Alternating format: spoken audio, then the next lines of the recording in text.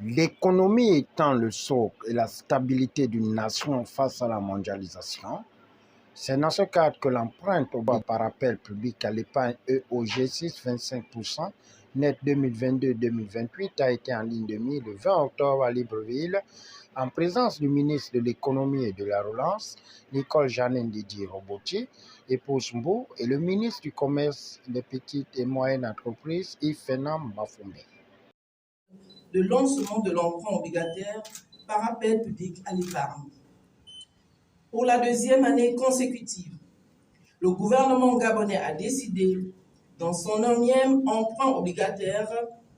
septième emprunt obligataire par appel public à l'épargne dans la sous-région CEMAC, de lancer sa campagne de communication par la ville de Libreville. Comme pour l'année précédente, la décision d'entamer cette opération par le Gabon réaffirme la volonté du gouvernement de voir les investisseurs institutionnels de notre pays accentuer le leadership des souscriptions de ce nouvel emprunt obligataire et inverser ainsi la tendance relevée sur les levées de fonds des années antérieures à 2022. À l'endroit des autres épargnants, les personnes morales et physiques qui contribuent également au succès des placements du Gabon dans la sous-région depuis 2015. Je sais pouvoir compter sur vous cette année encore. Chers invités, mesdames et messieurs, pour l'année 2022, l'emprunt obligataire dénommé EOG 6,25 net 2022-2028 porte sur la mobilisation d'un montant de 175 milliards de francs CFA rémunérés au taux d'intérêt de 6,25% net d'impôt. Sans saisir l'opportunité que me donne cette tribune pour ouvrir une fenêtre sur le dynamisme économique reflété par les performances récentes et les perspectives stratégiques de notre pays. En effet, les efforts constants et soutenus en matière de diversification de l'économie et de facilitation de l'entrepreneuriat permettent à l'économie gabonaise d'être plus résiliente aux chocs macroéconomiques. Après le discours du ministre Nicole Janine Didier Roboti et Mbou en présence des invités et participants venus des secteurs de la banque, assurance, investisseurs et experts en économie, Fernand Ngoussi Manyanga, directeur général de la dette, n'a pas hésité de faire une virgule.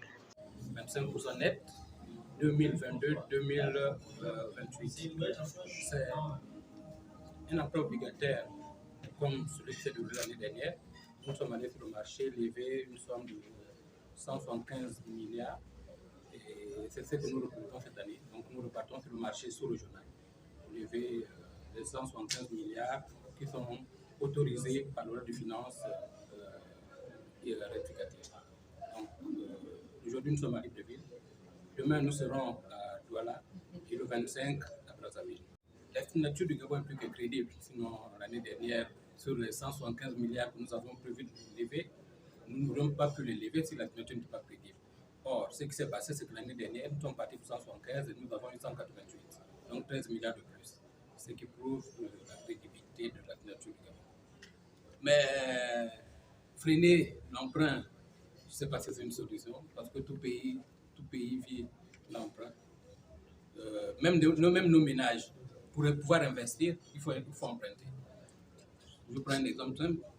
Vous êtes un fonctionnaire, vous travaillez, vous voulez acquérir une maison, mais si vous comptez seulement sur votre salaire, vous ne pouvez pas le faire. Il faut bien avoir recours à l'emprunt pour l'investissement. Je dis bien pour l'investissement. Et si nous empruntons pour investir, je ne vois pas quoi cela serait mauvais. Face aux enjeux géoéconomiques, Madame Nicole Janine Didier Roboti et Mbou, ministre du département de l'économie et de la relance, après des échanges interactifs, a fixé le cap en positionnant le 241. 6 États. Donc, dans ces 6 États, comme vous le savez, le Gabon est l'un des premiers à émettre sur le marché financier sous-régional. Donc, nous avons là sur ce marché un potentiel, ça veut dire d'investisseurs et des gens qui ont de la liquidité et qui peuvent continuer à soutenir le développement à travers donc les instruments que nous mettons en place, c'est-à-dire ces opérations d'appel public à l'épargne. Donc les États souverains s'adressent donc à ceux-là qui ont de la liquidité pour pouvoir continuer à financer les actions dans le cadre du développement. Donc nous avons tout intérêt pour notre zone, au moment où nous sommes frappés de plein fouet par tous les chocs exogènes, à savoir le choc de la pandémie Covid, mais également la question de la guerre en Ukraine et surtout au niveau de l'inflation. Nous avons donc besoin de pouvoir continuer à investir et il s'agit ici pour nous de trouver vraiment un potentiel pour le financement de nos économies. Que nous mettons sur le marché, nous sommes pratiquement à notre 6e emprunt sur le journal. Donc, nous avons continué à rembourser. Aujourd'hui, nous avons un emprunt, celui de 2017, qui va être complètement remboursé au 31 décembre 2022. Donc, il s'agit pour nous d'utiliser ce dispositif-là pour pouvoir financer l'économie. Donc, nous pensons que le Gabon va continuer toujours à honorer sa signature. Et aujourd'hui, nous sommes en proclame. Cela prouve que les réformes que nous mettons en place sont soutenues par ces institutions financières internationales.